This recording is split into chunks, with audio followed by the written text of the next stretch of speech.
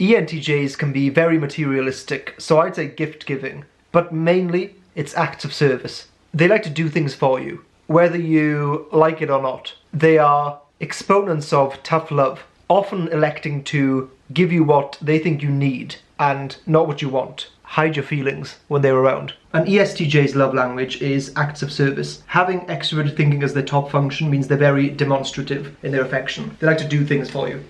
Oh, thanks. For INFPs, I'd say quality time and also words of affirmation, although it could become words of condemnation, released in the form of a musical album many years after you break up. For ESTPs, physical touch. Extroverted sensing is a very sensual function. The other is acts of service. ESTPs are sometimes nicknamed the doers, so if they like you, they'll be doing for, or just simply doing you. For ISFPs, I'd say that quality time is probably the main one. If they're choosing to spend time with you, it's kind of a big deal. They love doing their own thing, and if they include you within that, then you have become their own thing.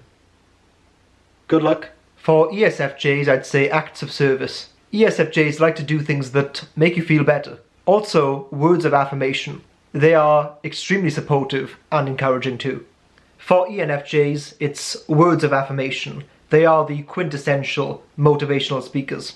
For ISTPs, it's acts of service, such as hacking into all of your accounts and finding your passwords. You know, just in case you forget them. For ENTPs, it's words of affirmation, mixed in with a bit of harsh trolling. Also, quality time, but they can also disappear for years on end. For ISFJs, I'd say gift giving. In my experience, the gift they tend to give is money and food. Also, acts of service. ISFJs are often at the risk of being generous to a fault. For INTPs, it's quality time. If an INTP actually chooses to spend time with you, then it pretty much means you must be one of the best living human beings. For ENFPs, it's words of affirmation. Dare I say that ENFPs can be gushy sometimes? These lovesick linguists can overflow with gushiness and drench you in their sex.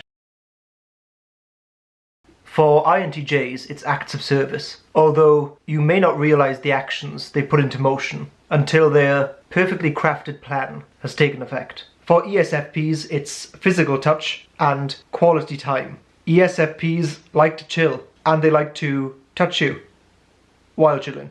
Like many other introverts, for the INFJ, spending quality time with a person is a big deal. When INFJs slam the door and you're on the same side as them, you're not getting out.